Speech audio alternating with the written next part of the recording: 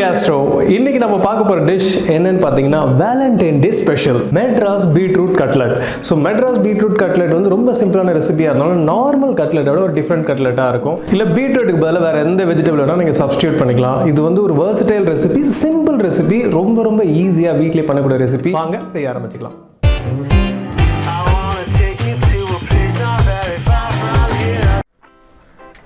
Madras beetroot cutlet செய்ய first ஒரு panல நல்லா ஆயில் சேர்த்துக்கிறோம். ஆயில் சேர்த்ததுக்கு அப்புறம் அது கூட கொஞ்சம் சீரகம் ஆட் பண்றோம். அதுக்கு அப்புறம் green chilli, அதுக்கு அப்புறம் கொஞ்சமா கருவேப்பிலை. இது எல்லாத்தையும் நல்லா நம்ம போட்டு வதக்கிக்கிறோம்.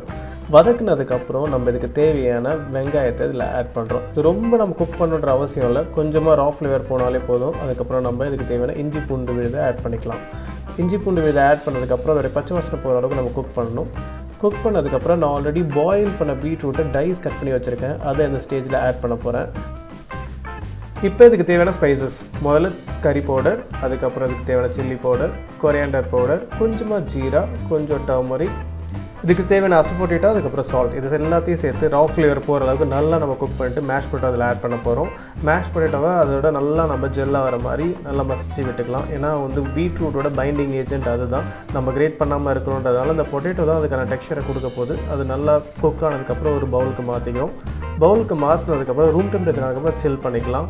அதுக்குள்ளே நம்ம இதுக்கு ஒரு சாலட் மாதிரி ஒரு விஷயத்தை ரெடி பண்ண போகிறோம். ஏன்னா பீட்ரூட் கட்லெட் மட்டும் போரிங்காக இருக்குன்றதுனால இதுக்கு ஒரு சின்ன சாலட் ரெடி பண்ணிக்கலாம். சாலடுக்கு அந்த பீட்ரூட்டில் ஆயில் ஆட் பண்ணுறோம். ஆயில் ஆட் பண்ணதுக்கப்புறம் இதுக்கு தேவையான லெமனுக்கு அப்புறம் இதுக்கு தேவையான கொரியாண்டர், கொஞ்சமாக மெட்ராஸ் கறி பவுடர், இது எல்லாத்தையும் சேர்த்து நம்ம மிக்ஸ் பண்ண போகிறோம். அதுக்கு தேவையான சால்ட் அண்ட் பெப்பரையும் சேர்த்துக்கிறோம். அதில் அதுக்கு நம்ம நல்லா மிக்ஸ் பண்ணி ஒரு சைடில் எடுத்து வச்சிடலாம். பிளேட்டிங் அப்போ தான் யூஸ் பண்ண போகிறோம். இது ஒரு different crunches plus plating appealing நல்லா கொடுக்குன்றதுனால. நெக்ஸ்ட் கட்லெட்டுக்கு தேவையான பேட்டர் ரெடி பண்ண போகிறோம். நான்வெஜ் கட்லெட்டில் நம்ம எக் சேர்க்குற மாதிரி வெஜ் கட்லெட்டுக்கு நம்ம கொஞ்சமாக சால்ட், பெப்பர், மைதா, தண்ணி இது எல்லாத்தையும் சேர்த்து ஒரு பேட்டர் மாதிரி ரெடி பண்ணிக்க போகிறோம். ஒரு கோட்டிங் கன்சிஸ்டன்சி, அதாவது நீங்கள் கையை உள்ளே வச்சு எடுத்திங்கன்னா அந்த கையில் அந்த பேட்டர் கோட்டாக இருக்கணும், அதான் கன்சிஸ்டன்சி. கொஞ்சமாக தண்ணி சேர்த்துக்கோங்க. ஒரே டைம் நிறைய தண்ணி சேர்த்திங்கன்னா லம்ஸ் ஆக வாய்ப்பு இருக்கும். ஸோ இந்த மாதிரி அந்த பேட்டர் ரெடி பண்ணி இதே நம்ம ஒரு சைடில் எடுத்து வச்சுருக்கோம். நெக்ஸ்ட் நம்ம அந்த கட்லெட்டுக்கு தேவையான மிக்சரை எந்த சைஸுக்கு வேணுமோ அந்த சைஸுக்கு ஒரு சின்ன பால்ஸாக பிடிச்சிக்கலாம். பிடிச்சதுக்கப்புறம் தான் நம்ம ஹார்ட் அண்ட் ஷேப் பண்ண போகிறோம். ஸோ உங்களுக்கு எந்த சைஸில் வேணுமோ அந்த சைஸில் நீங்கள் பண்ணிக்கோங்க. ஸோ நார்மலாக மோல்டு வச்சு இந்த ஹார்ட் ஷேப் பண்ணுவாங்க. ஆனால் அதில் வந்து ஒரு போரிங்காக இருக்கும். கையிலேயே நம்ம பண்ண பார்த்து இன்னும் வந்து ஒரு பர்சனல் டச் இருக்குன்றதுனால நம்ம ஹார்ட்டை கையிலேயே செய்ய போகிறோம். அதுதான் நீங்கள் பார்த்துட்ருக்கீங்க. ஸோ அந்த ஹார்ட் செய்கிறதுமே ஒரு விதமான ஃபன்னாக தான் இருக்கும். அந்த ஹார்ட் ஷேப்புக்கு எடுத்துகிட்டு வந்ததுக்கப்புறம் நம்ம நெக்ஸ்ட்டு இதை க்ரம் பண்ணி பேட்டரில் போட்டு ஃப்ரை பண்ண போகிறோம். ஸோ இது ரெண்டு விஷயம் நீங்கள் ஞாபகம் வச்சுக்கணும். நார்மலாக கிரேட் பண்ணி போட்டிங்கன்னா உங்களுக்கு அந்த பீட்ரூட்டோட பைட் கிடைக்காது. இதில் நல்ல பீட்ரூட்டோட பைட் கிடைக்கும். ஸோ இந்த மாதிரி பண்ண பார்த்தா அந்த கட்லெட் ரொம்ப ஸ்பெஷலாகவும் இருக்கும். இப்போ இதுக்கு மேலே நம்ம ஃப்ளாரை ஆட் பண்ணியிருக்கோம். முன்னாடி நம்ம செஞ்ச பேட்டரை இதுக்கு மேலே கோட் பண்ணிக்கலாம். கோட் பண்ணதுக்கப்புறம் நம்ம இதை நல்லா எல்லா பக்கமும் இந்த பேட்டர் அப்ளை ஆகிற மாதிரி ஸ்ப்ரெட் பண்ணிக்க போகிறோம். ஸ்ப்ரெட் பண்ணதுக்கப்புறம் நம்ம இதை ஒரு க்ரம்மில் எடுத்து நம்ம க்ரம் பண்ண போகிறோம். க்ரம்மில்னால் நீங்கள் ஃப்ரெஷ் ப்ரெட்டை கூட க்ரம் பண்ணி வச்சுக்கலாம். அதை க்ரம் பண்ணிவிட்டு நீங்கள் அதை நல்லா வந்து எல்லா சைடும் கோட்டாக வரணுன்றதை மட்டும் நீங்கள் என்ஷூர் பண்ணிக்கணும். என்ஷூர் பண்ணதுக்கப்புறம் நம்ம டீப் ஃப்ரை பண்ணாலும் பண்ணலாம், இல்லை ஷாலோ ஃப்ரை பண்ணாலும் பண்ணலாம். ஸோ இப்போ நான் க்ரம்மில் போட்டிருக்கேன். க்ரம்மில் போட்டுட்டு எல்லா சைடும் அந்த க்ரம் பண்ணுற மாதிரி நான் க்ரம் பண்ணிக்கிறேன்.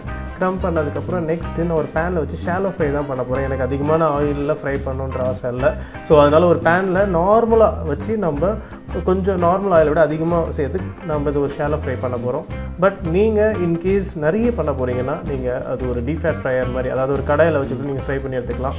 இந்த ரெண்டு கட்லெட்டையும் நம்ம இப்போ பேனில் போட்டு பேன் ஃப்ரை பண்ணுறோம்.